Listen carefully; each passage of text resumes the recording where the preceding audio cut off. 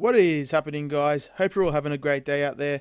In today's video, I want to go over the Dolphins 2020 draft class, just give my opinion on how I thought the guys did during their rookie year, how I think they can perform moving forward, and, if any of these guys can make big leaps in year 2 or possibly year 3 and turn to stars for the Dolphins for many years to come. So, we'll start here with Tua Tagovailoa. He was taken 5th overall last year in the 2020 draft. With the selection of Tua, we all know what the quarterback situation was going to be with the team. During last season, Fitzpatrick was going to start out the season. He was going to play a majority of games, and I think we all thought that Tua was going to come in at some point, but we didn't think it was going to be as early as it was during the season. But obviously, Flores thought he was ready and ejected him in the lineup against the Rams. That first start in the NFL for Tua really didn't show us much. They obviously just wanted him to manage a game, not turn the ball over, and just make plays when they were there. And God, he threw for like 78 yards or something like that. So it wasn't a stellar performance, but what I'd love to see from Tua was his second start against the Cardinals. And man, that was an awesome game. Most of you guys have seen it. He looked very dynamic. He was throwing it with touch. He was throwing it with accuracy. He was making plays out of the pocket. Preston Williams and Devontae Parker were absolutely feasting. And Tua was showing what he could do when, he has a solid supporting cast around him. He really didn't look like the same quarterback when Preston Williams went down. And, you can use that as an indictment against Tua, but, you've really got to take that into account when assessing Tua's rookie year because, he wasn't really working with much towards the end of the season.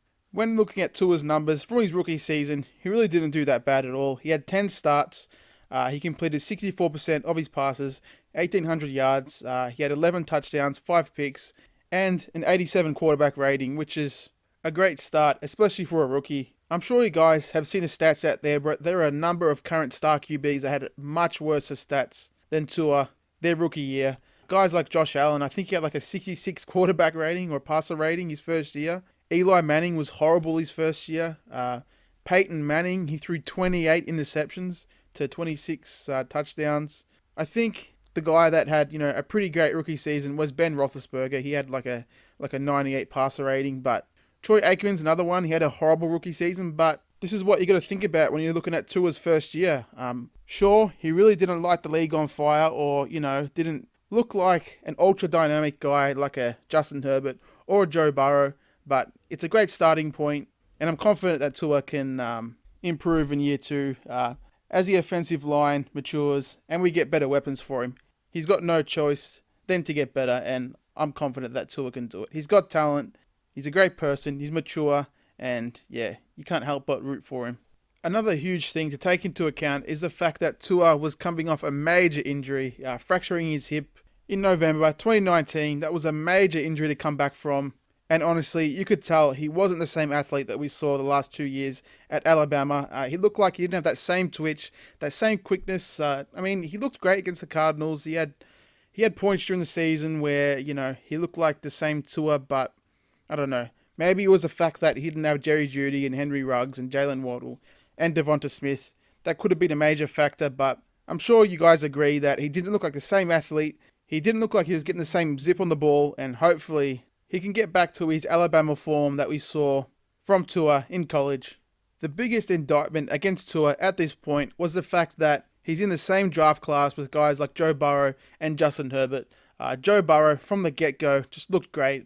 You can just tell he's a franchise quarterback. He's accurate. He's a great athlete. He's a leader. He's tough. Joe Burrow is going to be tremendous in this league. And Justin Herbert found out literally a couple minutes before tip-off that he was going to be starting for Tyrod Taylor because Tyrod, as we all know, got his lung punctured by the Chargers team doctor. So Herbert started the game without any preparation, and he just showed from the get-go against the Chiefs as well, the Super Bowl champs, that he can play quarterback in the NFL at a very, very high level. He's 6'6". His arm is an absolute cannon. He's a great athlete for his size. He matches up against a lot of defensive players. He's incredibly intelligent and just had an absolutely phenomenal season. He's definitely going to win the Offensive Rookie of the Year this year. And God, it really makes you wonder, should the Dolphins have taken him at 5? But there's nothing we can do at this point.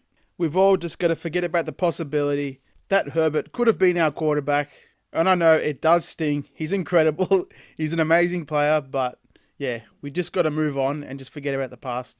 Also, you got to take this into account when comparing Tua with Herbert and Burrow. Tua was coming off a major injury his last season in college. You can't say the same for Joe Burrow and Justin Herbert. They both definitely had a much smoother transition for the NFL, coming in healthy and, not having to worry about rehabbing a major body part to get prepped for the season. And also, those guys had much more experience in college. Justin Herbert, he played 4 years for Oregon, and that kind of experience really showed up this year for the Chargers. You can just tell. He knows how to operate the huddle. He knows how to communicate with everyone on the team. He's a well-seasoned quarterback that, just knows how to play the position at a very high level. And Joe Burrow spent 5 seasons in college, around college football. The Bengals drafted him at 23, and you could just tell. He was very mature from the get-go. Just like Herbert, he knew how to operate the huddle. He knew how to play quarterback. I'm not saying this is an excuse for Tua, but, those couple of years definitely does make a difference. Tua was drafted at 21 years of age. I think he turned 22 sometime after the draft. But, those guys had a lot more experience coming into the NFL, and that definitely showed this season. Just a last point on Tua here. I definitely think he can improve over his rookie season.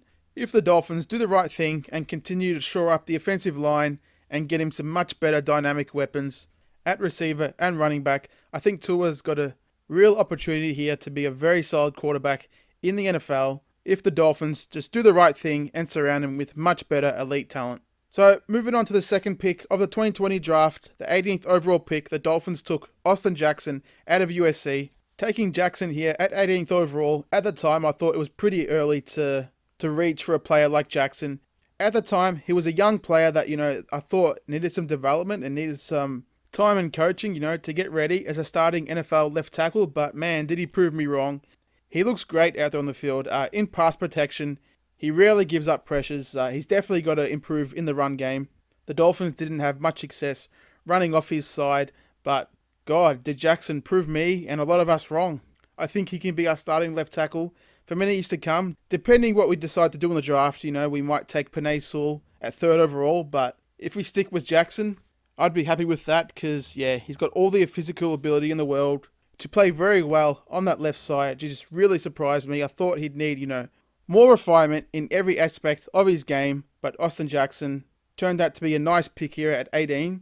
And I'm just really looking forward to what kind of a tackle he can develop into in the future because what he showed his rookie year, he showed that he's a talented guy, and being so young, I can't wait to see what kind of a player he is in 2, 3, 4 years.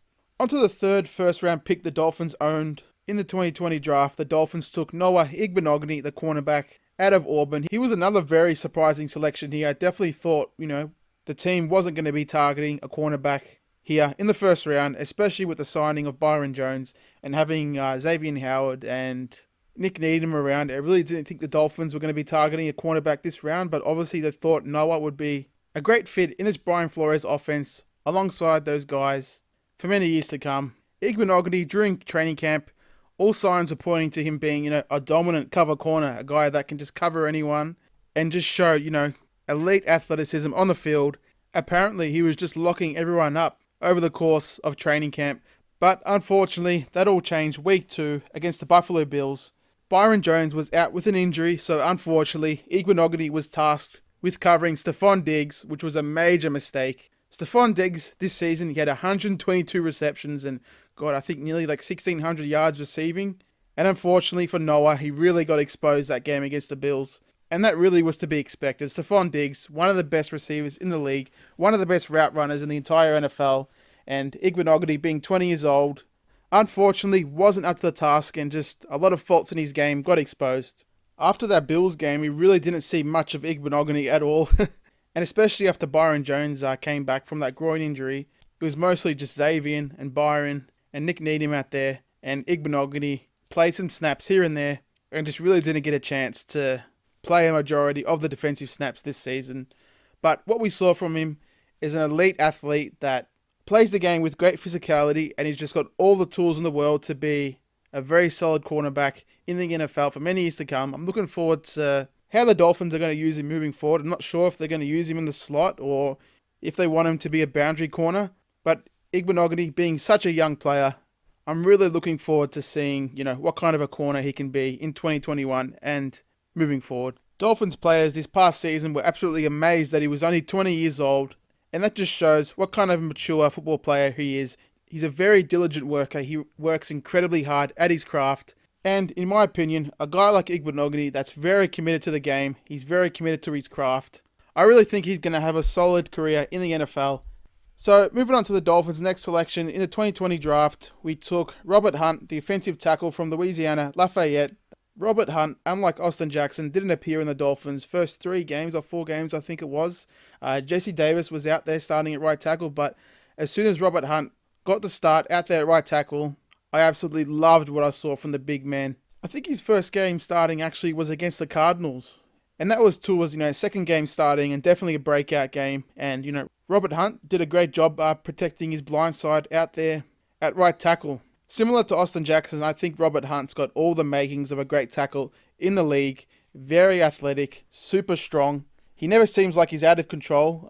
He gave up a couple of sacks this season, I think 4 or 5 maybe. But for most of the season, I think he did a great job. And the second half of the season, the Dolphins had a lot of success running off of Robert Hunt's side of the line. So I think he's definitely got a bright future as a run blocker, but he's not too shabby as a pass blocker as well. I think he's got perfect footwork and technique coming out of his stance. And yeah, I'm just really excited to see Robert Hunt's development over the years, whether that's starting at right guard or right tackle, depending what the Dolphins do in the upcoming draft. Robert Hunt, I'm a big fan of him.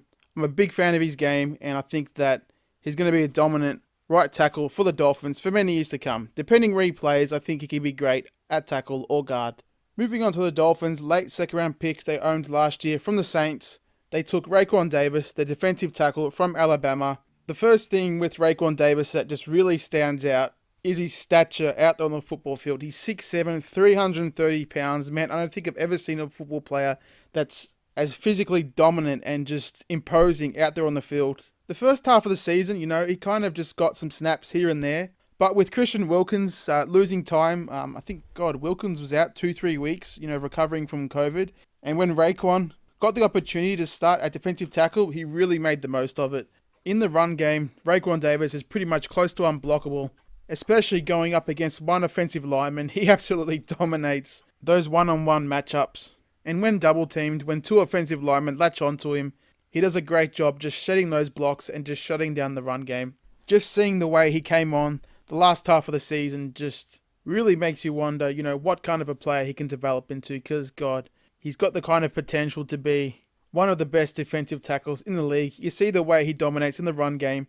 If his pass rushing ability can catch up to his ability as a run defender, Rayquan is going to be an absolute nightmare for NFL offenses for many years to come. And I just can't wait to see what kind of a beast Rayquan Davis has got a chance to be in this league. On to the Dolphins' next pick, the 70th overall pick. We took Brandon Jones, the safety, out of Texas. I absolutely loved what I saw from Brandon Jones over the course of his rookie season. He plays with great physicality. He's an awesome tackler. He flies to the ball like he's got his hair on fire. He's already one of the best tacklers on the team. You can just tell he plays with no hesitation. He's an intelligent player. He's very athletic at the position, and I'm really looking forward to seeing what kind of a role he's going to be playing in this defense over the course of his rookie contract. Are they going to keep him in the same role? Because he only played like 30% of the snaps. So, are they going to give him time to develop into kind of like an Eric Rowe kind of player, like a strong safety, a guy that can cover tight ends and, do it all as a safety? I could really see the team, molding Brandon Jones into possibly that kind of safety. But what I saw from him over his rookie season, I think he's going to have a bright career in the NFL. He's got all the tools in the world you want from a safety. And I just think he's a perfect fit in this Brian Flores culture and in this defense. Brandon Jones was just a great pickup there at 70th overall. Great value for the Dolphins here in the 3rd round of the draft. Moving on to the Dolphins' next draft selection in 2020, we took Solomon Kinley in the 4th round at right guard out of Georgia. Kinley, just like Austin Jackson and Robert Hunt, played very well from the get-go. Coming into camp and coming into the season, I thought he was going to be a backup. I thought he was going to back up, Jesse Davis and Eric Flowers. But obviously, he played well enough to lock up one of those spots in training camp and just never looked back from there. He is an absolute mammoth of a guard, 6'3", 340 pounds, and he just does a great job throwing around that weight on the offensive line. I was very surprised by his play, especially getting drafted in the 4th round. I really didn't think he was going to be this dominant this early in his career. But Kinley just really is the real deal. And honestly, I really don't know where his home is, at right guard or left guard. He looked great at both spots, maybe even better at left guard, but he's got versatility to play both positions, and that's going to be great for the team for many years to come. The main negative for me of Kinley's game is just sometimes he has trouble sustaining his blocks. He can get off balance more times than not, and guys, just slip off his hands and get to the quarterback. He's got to do a better job this offseason, improving his balance, improving his ability to sustain blocks, and there's no doubt in my mind that Kinley can improve on that during the course of this offseason. Kinley just really, for the Dolphins, was another great find in the draft along that offensive line, and yeah, I think he's got a chance to be a Pro Bowl guard in the league for multiple years. On to the 5th round here, the Dolphins took Jason Strowbridge, the defensive lineman from North Carolina. Strowbridge, we really didn't see much of him this season. Coming into the year, we knew he was a versatile guy. He played defensive tackle and defensive end. He really didn't get many snaps at all. When we did see him out there on the field, I think he had some flashes. He did make some nice plays in the run game, and glared over at the Dolphins sideline after he made those plays. So obviously he was getting frustrated over the season, not getting the snaps that he thought he deserved. But we'll see what it looks like in year 2. He's a big physical guy, 6'5", 275 pounds. I think he's going to get stronger over the course of the offseason. And we'll see, what kind of a role he can have in this defense moving forward. Another defensive lineman we took in the 5th round was Curtis Weaver, the edge rusher out of Boise State, and he really didn't stick around long at all. I really thought that Weaver was going to be the steal of the draft because he was an awesome and talented pass rusher coming out of Boise. He had over 30 sacks in 3 years, but obviously he doesn't fit the bill of a Brian Flores defensive player because you can tell he's got a bit of a goofy personality. He isn't in great shape, and the Dolphins did try to trade him and they couldn't get a deal done, so we ended up cutting him outright, which is, very rare. We could have kept him around. Who knows? He could have maybe matured over the next couple of years, but yeah, we ended up cutting him, and the Browns claimed him on waivers, and we'll see what kind of a career Curtis Weaver can have. It's up to him to prove the Dolphins wrong and prove that giving up on him that early in his rookie campaign was a huge mistake. Onto the 6th round here, we took Blake Ferguson, the long snapper from LSU, and I thought that Ferguson did a great job as a long snapper. We didn't have any botched exchanges. We had no balls on the ground. We had no complaints from our kickers and punters. Jason Sanders had an awesome year. One of the best kickers in the NFL this year for sure. Won us a couple games, and yeah, I thought he did a great job as a long snapper.